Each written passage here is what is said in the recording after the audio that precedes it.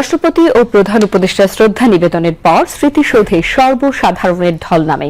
শ্রদ্ধা নিবেদন শেষে তথ্য ও সম্প্রচার উপদেষ্টা সৈয়দা রেজওয়ানা হাসান বলেন, নির্বাচনের মাধ্যমে গণতন্ত্রের পথে নতুন করে যাত্রা সুদৃঢ় হবে। প্রতিপক্ষ পিছন থেকে আঘাত করে জনমনে ভীতি সৃষ্টির অপচেষ্টা করছে, সে ভয় কাটানোর ব্যবস্থা নেবে সরকার। মাহফুজুর রহমানকে সঙ্গে নিয়ে রিপোর্ট করছেন মাহমুদুল হক সুজন।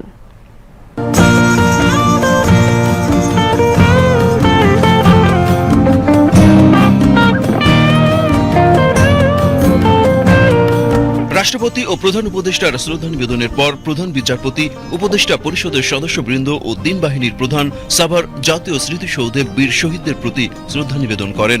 শ্রদ্ধা নিবেদন শেষে তথ্য ও সম্প্রচার উপদেষ্টা সৈয়দা রেজওয়ানা হাসান বলেন, নির্বাচনের মাধ্যমে গণতন্ত্রের পথে নতুন করে যাত্রা সুদৃঢ় হবে। প্রতিপক্ষ পিছন থেকে আঘাত করে জনমনে ভীতি সৃষ্টির অপচেষ্টা করছে, সে ভয় কাটানোর ব্যবস্থা নেবে সরকার। ৫৪ বছর পরেও যখন একটা গণ অভ্যুত্থান হতে হয়, তার অর্থ হচ্ছে ৭১-এর যে স্বপ্নটা আমাদের ছিল, যে বিশ্বাসটা আমাদের ছিল, যে প্রত্যাশাটা আমাদের ছিল, রাষ্ট্র সেই প্রত্যাশাটা পূরণ করতে পারেনি।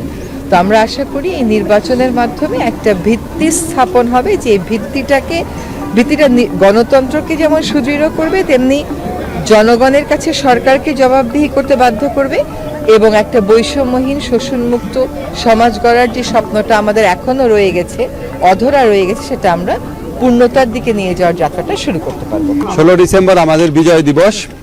আমি মনে করি আমাদের বাংলাদেশের মানুষের জন্য শ্রেষ্ঠতম একটা দিন। এই দিনে আমরা যখন জাতীয় স্মৃতিসৌধে আসি, আমাদের যে মুক্তিযুদ্ধকালীন গৌরব গাথা, আমাদের সে অসামান্য বীর মুক্তিযোদ্ধাদের অবদান, আমাদের দেশ গড়ার যে প্রত্যয়, সেগুলি সব মনে পড়ে এবং এই 16 ডিসেম্বরের যে প্রত্যয়, সেটা আমাদের মধ্যে ছিল দেখেই আমরা এই ঐতিহাসিক জুলাই গণ অভ্যুত্থানের মাধ্যমে বাংলাদেশকে পুনর্নির্মাণের একটা সুযোগ করে নিতে পেরেছি। স্মরণ করি আমাদের সাহসী মুক্তিযোদ্ধাদের সেদিন, আমাদের প্রজন্ম ৭১-এর প্রজন্ম, সেই যুদ্ধ দেখেছি, ২৪-এর যুদ্ধ দেখেছি, সব কিছু মিলেমিশে একাকার এই বিজয়। আজকের বিজয় দিবসটা সেই কারণে আরও বেশি তাৎপর্যপূর্ণ। ২৪ আমাদের বিজয়কে আরও গভীর করেছে, সমৃদ্ধ করেছে এবং বিজয়ের আনন্দটাও যেমন অনেক বাড়িয়ে দিয়েছে, তেমনি হারাবার কষ্টটাও খুব গভীর করেছে।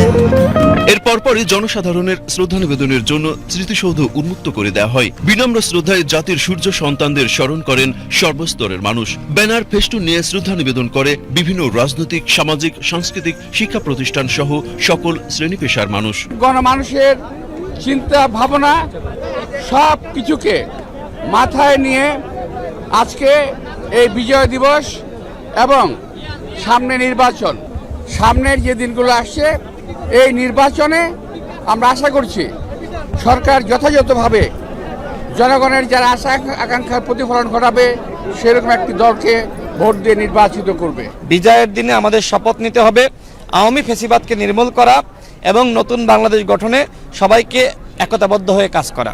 যতগুলো আন্দোলন সংগ্রাম হয়েছে, যতগুলো আজাদী লড়াই হয়েছে, প্রত্যেকটা আমাদের অস্তিত্বের সাথেই সম্পর্কিত। 1947, 71, 24 প্রত্যেকটাই আমাদের আবেগের জায়গা। স্বাধীন ভূখণ্ডে আমাদের প্রত্যাশা ছিল মুক্তিযুদ্ধের যে আকাঙ্ক্ষা, একটা ইনসাফ ভিত্তিক বাংলাদেশ বিনির্মাণ করা, সেই মুক্তিটা আমাদের গত 54 বছরে আসেনি। এই জুলাই বিপ্লবের মাধ্যমে আজকে আবার নতুনভাবে আমাদের ঐতিহাসিক সুযোগ এসেছে। সূর্য ওঠার আগে বিজয় উল্লাসে মেতে ওঠে সাভারের জাতীয় স্মৃতিসৌধ এলাকা। শীতকে উপেক্ষা করে হাতে লাল সবুজের পতাকা আর হৃদয়ে দেশপ্রেম নিয়ে হাজির হন হাজারো মানুষ। সবার কণ্ঠে ছিল অসাম্প্রদায়িক ও বৈষম্যহীন বাংলাদেশ গড়ার অঙ্গীকার। আমাদের পূর্বসূরীরা যে আকাঙ্ক্ষাকে সামনে রেখে মুক্তিযুদ্ধে অংশগ্রহণ করেছিল, প্রাণ দিয়েছিল, সেই স্পিরিটকে অন করেই আমরা এগিয়ে যাব একটি স্বাধীন, সার্বভৌম, আধিপত্যবাদ মুক্ত বাংলাদেশ গড়তে আমরা সর্বোচ্চ চেষ্টা করে যাব।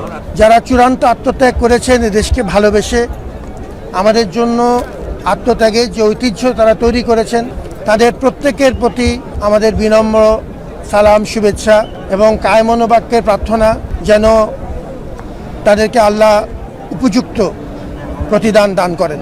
এই দিনটি আমাদের জন্য খুবই স্মরণীয়। আমরা বাংলাদেশিরা যারা আছি তারা সবাই এই দিনটা প্রত্যেক বছর পালন করে থাকি 16 ডিসেম্বরে।